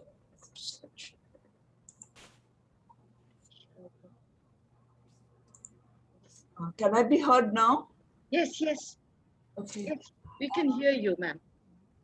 I wanted to begin with this poem by Baudelaire and then go on to lighter things. Partly, I was thinking of a poem to present. It's 200 years of Baudelaire. And I do remember being taught Baudelaire by Sudeshna, who was, you know, we were Hari's second batch of students. So Sudeshna, Hari, they were the most glamorous teachers, young teachers we had. And they made a huge impact. So I do remember Sudeshna's classes. I remember going with them to the Alliance to see films. So I thought I'd begin with this poem. Allow me to read it out in English. And most of you will know the French version of this. It was written a few years before Baudelaire's own untimely death, at a time when he was going through a very, very difficult time. Wise up, sorrow, calm down. You always lay claim to twilight. Well, here it is, brother, it descends. Obscurity settles over the town, bringing peace to one, worry to another. The restless crowd, whipped on by pleasure, our dogged torturer, carry their hearts raw. Remorse with them as they serve their vapid leisure, while you, my sorrow, drop by here, take my hand, and draw me apart from them. We watch the dying years in faded gowns, lean out from heaven's balconies as regret rears, smiling out of the deep dark where the dead ones march. Dragging its long train, now a shroud, from its early light in the east, the sun goes to sleep under an arch. Listen, sorrow, beloved, to the soft approach of night. I've learned over the last year to live with sorrow and make sorrow and grief my closest friends, and through that, keep Hari close to me. I know my loss is not mine alone. Mrinalini and I do believe that given the kind of person Hari was, he held so many people together, he touched so many lives. I do believe that this loss of ours, however deep, however devastating, is shared by many. And I'd like to thank everybody who spoke so warmly about him today. Some like Lakshmi and Sudeshna were his friends even before I got to know him. Kingshuk has been the biggest support of the past year. Gayatri, his GL, Gayatri claims that I set it all off, but I know without Hari, it could never have taken the shape it did. So I was only enabling by putting Lakshmi and Hari in touch with. I'd also like to take this occasion to say that next year's memorial lecture for Hari, we do it on Hari's birthday. It'll be his 70th. We never imagined he would not be with us, but this memorial lecture will be given by Gayatri, whether in person, whether online, we'll work on this, but I wanted to announce this and we're greatly looking forward to it. I take this occasion to actually just share some pictures and begin by saying that I was a very provincial person. I had never seen the world. Hari had already traveled the world when he came to Kolkata. So in a way, we were opposites. I had not left the city, and Hari had lived in Nairobi, in Cambridge, in Finland, in Russia, in Europe, then in Delhi, and by sheer accident, he had come to Kolkata. As Sudeshna said, nobody really thought he would stay, and even he didn't think he would stay. But my introduction to the world outside, to Europe in particular, really began with Hari. England was not a place I took to greatly. It was a place where I got a scholarship. It's a place where I felt very poor because the scholarship was so limited, but I learned a lot there. But Europe is where our hearts lay. And my time in Paris, thanks to the fellowships that Hari held at the Maison de Sciences de l'Homme during 85, 86, and again in 87, were the most unforgettable time in my life. Paris was the city I dreamed of. I learned a smattering of French at the Alliance, but I didn't keep it up.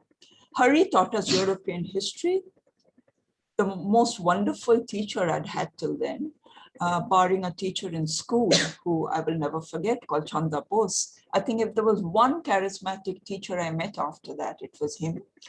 And my deep interest was in French history. At the time, I toyed with the idea of learning French seriously and wanting to work on French art. But then I realized that I would be a nobody. I mean, who am I to start writing? And I think Hari never quite told me that, but I think he knew that I could not go very far with it, apart from the fact that, what about jobs and all? So I was steered on a different path. But Paris was a city I dreamed about. And so I'm going to begin with just a few pictures I have of a very young Hari. This is 1986, 87, two remarkable summers when he was fellow at the Maison that we spent. Now, these are two images. One is, the one on the left is at this wonderful flat of Rive Charnay, which we stayed in.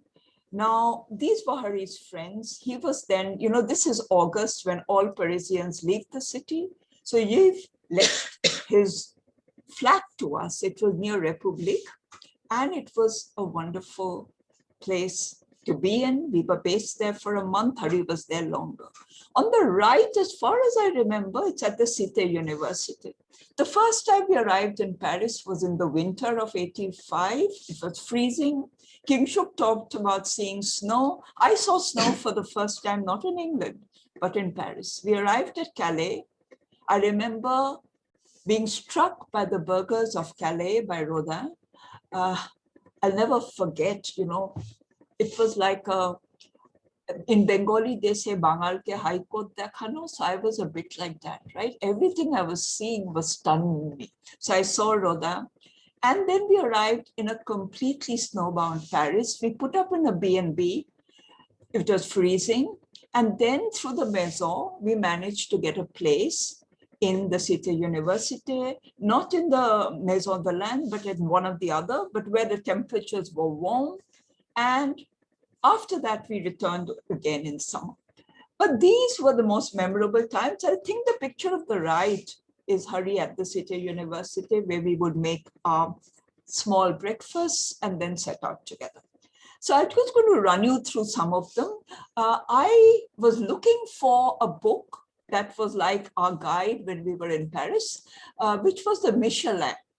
Many of you will remember that What is the Lonely Planet Now was the Michelin for us. It was a tire company which brought out these guidebooks. And we used that when we went to Italy, when we went to Paris. Now, so these are from 86, 87. I couldn't locate those copies of the Michelin, and I think many will recognize, maybe one is the Grand Palais, where Hari is standing, but I cannot be sure. So I decided not to put captions since I could not be sure. Okay, now this is, I think, the Place Vendôme, where Hari is sitting on a pavement with the pillar. This, I'm not sure where the gardens are, but the only picture I have of him, I'm sure if I looked hard enough, I would find more, is one in front of the Maison, in front of Boulevard Raspail. We later heard that this was the Nazi police unit. And it was horrifying to know that this is where the brutalities happened in Vichy, France. But this is, I cannot recognize the person, but maybe Jean-Luc will know who Hari here is talking to. So this is the only one I found of the Maison. I'll quickly go on. Okay, now these are friends in Paris with whom we are no longer in touch. So on the upper left is Roger Guimier and his wife Gladys Ching, Chinese.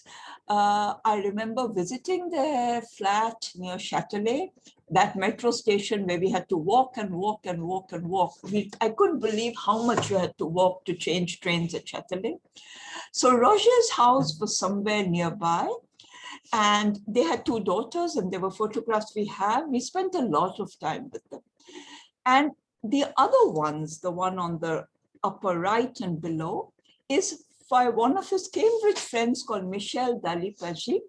Again, I don't know whether anybody has. I looked into Hari's emails to see whether there were emails for any of them, and I did not. If there were, Hari would have kept in touch. So I don't know whether. And so this was in their country house.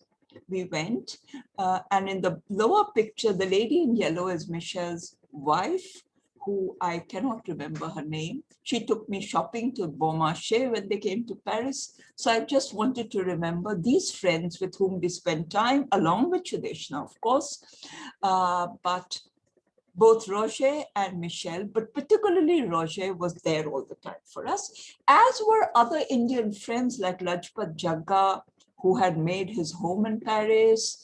There were others. There were the whole team of people who sponsored the bowls there. So it was a mixed crowd, but they were unforgettable times. I saw the best museums in the world, from Musée Rodin to Musée Picasso. The Jeu de Paume still existed. So you still had this beautiful museum of Impressionism. I'll never forget how beautiful it was. And then, of course, it later got merged with the other museum, which is, why am I forgetting the name, which is in the railway station, the converted railway station. Okay, much later, of course, that conversion, the Jodhapur, ceased to exist. Okay, I'll move on. You know, Hari had a deep interest in French Southeast Asia. And he got me to read a lot on French archaeology vis-a-vis British archaeology as my work was developing. So one of the most treasured trips of our years together, you know, we never traveled west together except on work. But to Southeast Asia, we actually went on holidays with this close friend of ours called Ajanta and her daughter, Ohona, that's Mrinalini, and that's Hari. This is at the Angkor. And the lower picture is at this site called Preah Khan, which is a Hindu temple that became a Buddhist site. Hari actually felt very ill when we were in Angkor. So we were at Siem Reap, where it rained like it was in Calcutta. The place got waterlogged, I'll never forget. And we then went searching for a restaurant. Hari was ill, but we spent our 3 days in Angkor together. We had planned trips to Vietnam, to Indonesia. We had just retired. Hari's mother had left us. We were no longer tied down by our mothers. We had many plans, but they were not to be. But I'm grateful for the 40 years I had him in my life. And it was the greatest gift of a partner that one could wish for. I'll end with just a few photographs of Chandannagar. This is with a very close friend of ours called Kumkum, whom we also lost to cancer. This is in 2008. Kumkum wanted to visit Chandannagar, and this is the only one we have of Hari. The others are for Kumkum and me on the Strand. This is taken somewhere in the vicinity of the Sacré-Cœur, which you can see at the back. It was a wonderful December day in 2008. Chandannagar was a place Hari loved, kept returning to. I made many trips with him. And this is it's his last trip to Chandannagar. I think Kanchana shared this with me on 31st May 2019 is when there's Parashar Babu there, there's Kanchana there, Hari, and two architects whose names Kanchana will know. I think these were one of the main conservation projects that Hari had got interested in. I will end with this wonderful photograph that Bashubi Di shared. It is in Parashar Basu's house. Ruby Di is there, Hari is there. I had gone to pick him up. He dragged me inside. They wanted to meet me. And a wonderful memory from just the other day, literally just the other day. It was sometime in 2019. And so much has changed since then. I will very quickly move on because I think most of you has already seen the website that we launched on Hari's birthday. We've shared the link with most people here, but I'm still announcing. All you have to do is go to harivasudevan.com. The website comes up. It was with my brother Paranjoy's help that we set up the website. We worked, how do we go to the website? Yeah. You know, it was an occasion to get to know Hari in a way that okay. In a way, over this past several months, I've learned to live and learn more and more about Hari than perhaps I ever did when he was around. I think we were far too busy with our own lives. He had a lot of respect for the work I did and for my own career. I don't think I returned respect. Of course I had for him, but I don't think I had the ability to spread my interest as wide as he did and to get interested in innumerable things. So whatever I was working on, he participated with great enthusiasm. But over this year, I dug into his books, his files, and putting this website together was a labor of love that my daughter and I were able to put together. Now, I'll just briefly show you, there's a home page. If you could just scroll down to the home page, Mrinalini. Okay, it's got frozen.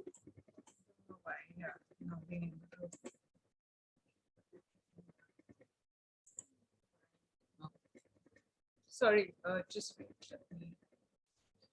You should stop. You'll just try once more. Huh?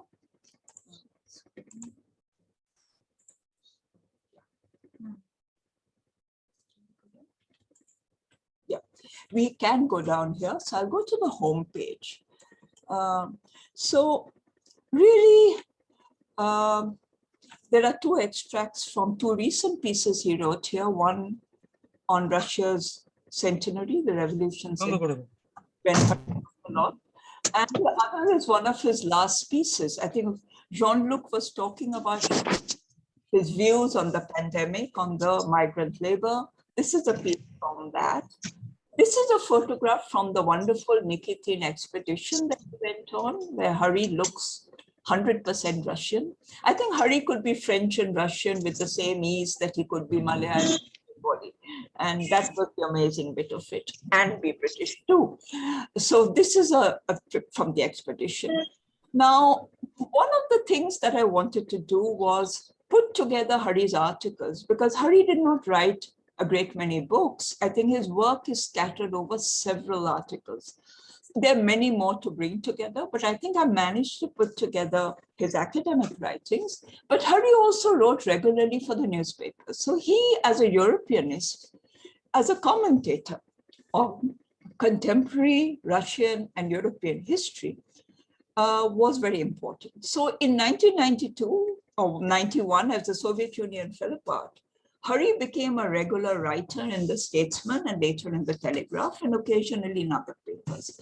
So putting together his newspaper writings, I was able to get everything in the Telegraph, thanks to the Anandabhajan Library. But putting together things in the Statesman will take a lot of time. It's not very easy, but that's the aim, is to put together much more. It has a biography. It has several photographs. I have an obsession with collecting and organizing photographs. So there are both his personal photographs, and then there is professional photographs. And if I could just go to one of the professional photographs. Okay, photos. Okay, so this is the one I wanted to show, because anybody who's been a teacher of Hari will know his notes. He would write his notes on the board. I can see Steve Kotkin there. I can see Orlando Figes there. And Hari would be putting up these notes, which made him a very popular teacher, because everybody would write those notes down. It became, so the other day we had one of Hari's, a person dropped in who was not Hari's direct student. He said, it's from Sir that I learned how to put up notes when I teach history. So anyway, I will end this section by just going straight to, let me go to the biography and go right to the end where. Now, one of the things that I tried to do was put together some of Hari's lectures and talks, which were on YouTube. Had Hari lived through this year, we would have had many more talks by him, because everything now gets recorded. So including, I'm putting together some of his reflections, even on Ritik Ghotok that Gayatri has sent. I'll just play one of them just so that we hear Hari speak again. And he was such a wonderful speaker. So these are from the UGC lectures on American history, where Hari is teaching these UGC courses. And this particular one is on the frontier thesis in American history. I'll just pay a small amount and then pass it over to Mrinalini.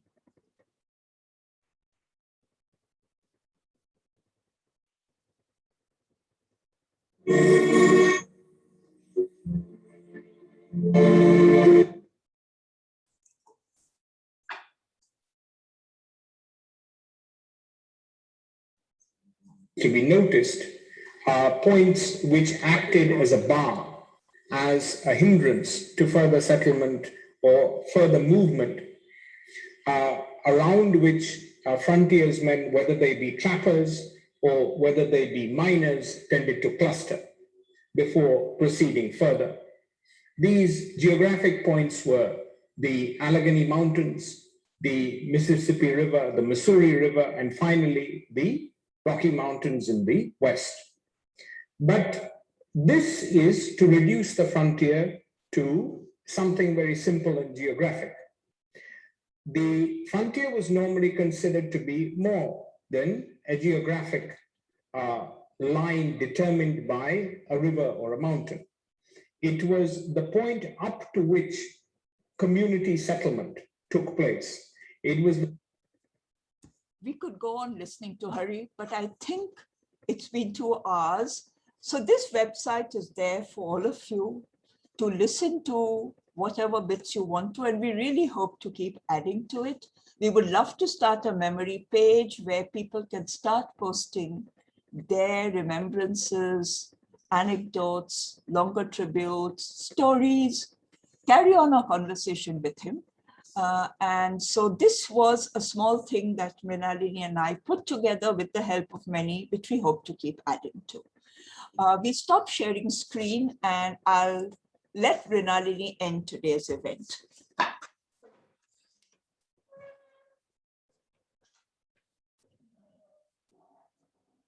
So I don't want to keep you guys waiting for much longer because I know that it's already been over 2 hours. And honestly, I wanted Ma to speak more today because I think she has much more of a kind of understanding of Baba's connections with Europe and with France. In my case, I think I will very briefly just touch upon one thing, and it's sort of connected with what Sudeshna Mashi mentioned in terms of, his connection with young people. And I think this is part of a bigger project, honestly, that's playing out in my head and which I want to kind of take forward at some point of time. Which is honestly my father's love for children's literature.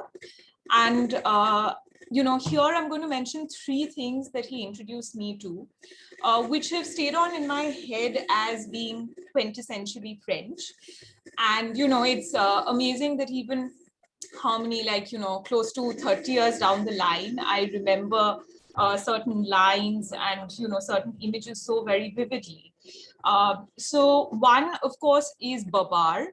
And, the interesting thing with my father was, and when I, part of the whole deal with the project was honestly to trace the kind of books that my father grew up with, and in some ways introduce me to. And in some sense, of course, by the time I was reading these books, they were somewhere already out of fashion. It's the way in which I think we were reading Enid Blyton at a time when people were talking about decolonization, really. So there were lots of stereotypes over there, etc. So Babar definitely comes with that whole French colonial angle, etc.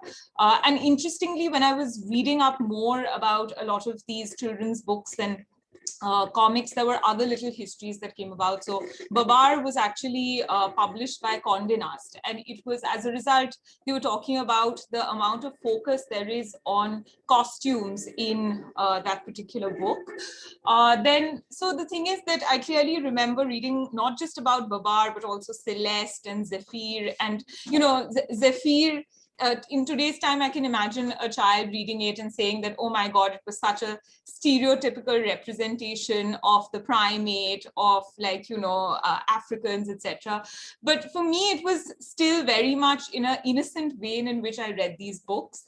The second, of course, is Madeline, which is not really fully French, but in some sense also very integrally connected with Paris. And as I said, I clearly remember the lines, in an old house in Paris that was covered with vines, lived 12 little girls in 2 straight lines.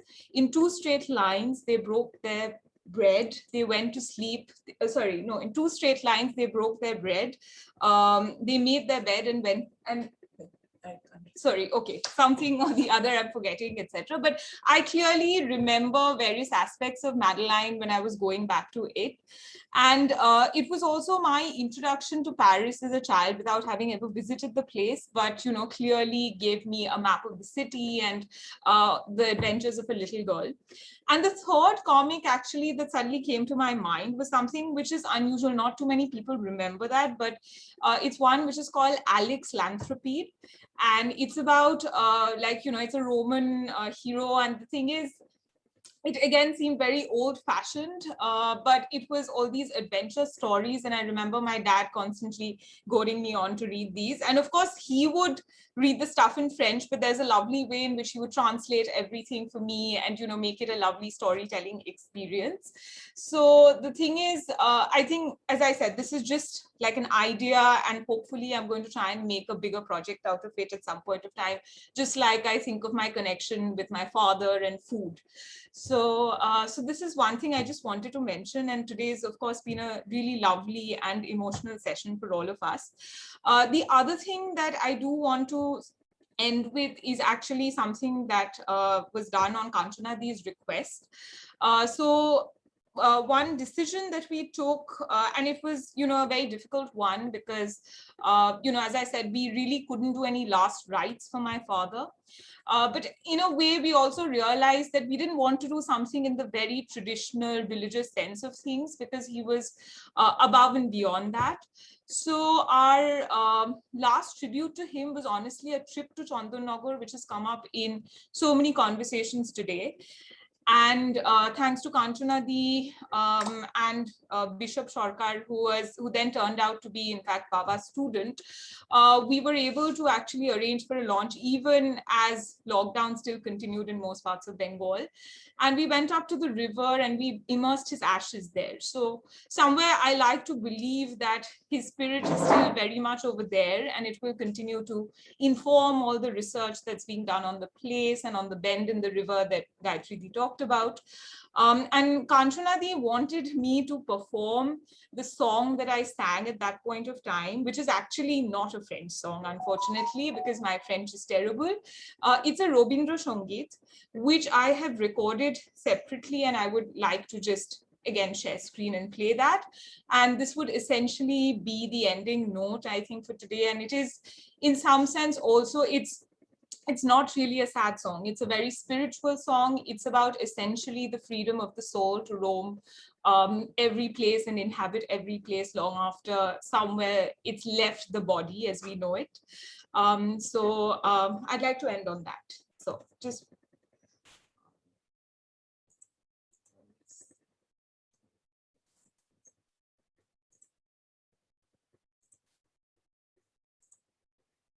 Just give me a second to figure this out.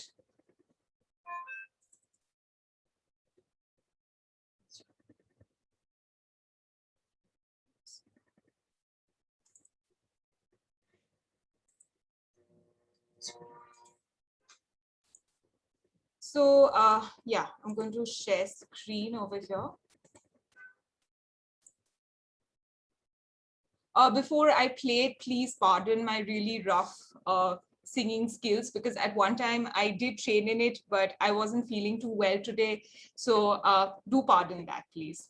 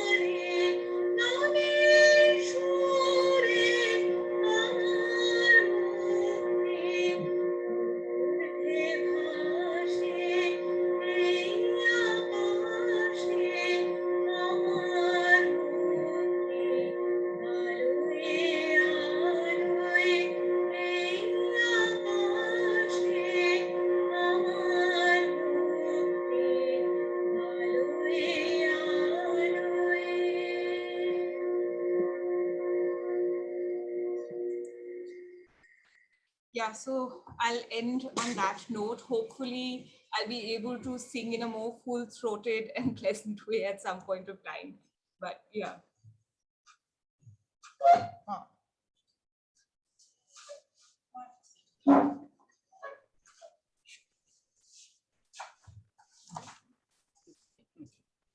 Thank you, Tapati and Mrinalini. That was lovely. We went down memory lane. We lived those cherished moments once more. Thank you ever so much. That was really heartwarming.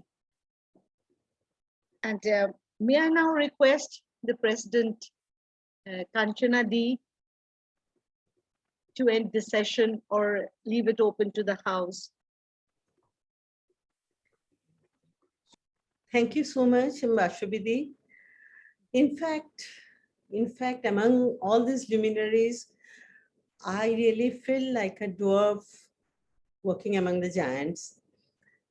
I am really thankful to all the participants and their spontaneous participation, the way they have cherished the memory with my professor, Dr. Hari Vasudevan. But at the same time, I feel very proud, I feel very proud because most of you must have heard the story of that little girl who used to go to Einstein, and Einstein used to teach her mathematics. She never realized whom she is going. It was something similar for me. Or you must, or জানি না আমি একটু বাংলায় বলছি যারা ঈশ্বরচন্দ্র বিদ্যাসাগরের প্রভাবতী সম্ভাষণ লেখাটি পড়েছেন, একটি ছোট মেয়ে প্রভাবতী, তার সঙ্গে বিদ্যাসাগরের যে কথোপকথন, যে আদান প্রদান, সেটা নিয়ে বিদ্যাসাগরের একটা অপূর্ব সুন্দর লেখা আছে। So at the same time, I feel very proud that I got the chance to get in touch with such a personality. Apnara jara, those who were present today, who has cherished their memory, I'm really thankful to all of you. I'm thankful to my cultural team who has helped us to organize this program. And of course, Tapati Di, Vasubidi, Gayatri Di, they don't need any special mention. With these words, I want to end up today's beautiful session. I'm really overwhelmed with the participation and with the sincerity of the participants. Thank you so much. My pranam to my professor. Thank you so much. Because without you, this would not have happened. I know that it was your initiative. We wanted to do it an in-person gathering. I'm still hoping that when things are better, we can actually congregate at the Park Mansion, which has so many memories. Maybe when Gayatri is here, go there together and have Shuktara cakes. Shuktara is this wonderful bakery run by a group of people in Behala, but they were trained by a French lady. So maybe we can get together there. So in a way, thank you very much, Kanchana, for making this evening possible. Thank you, Vasubidi, for wonderfully conducting a very long event. And thank you everybody who sat in and listened over a very long time. Thank you. We'll have a recording. Merci. My pranam to Sir.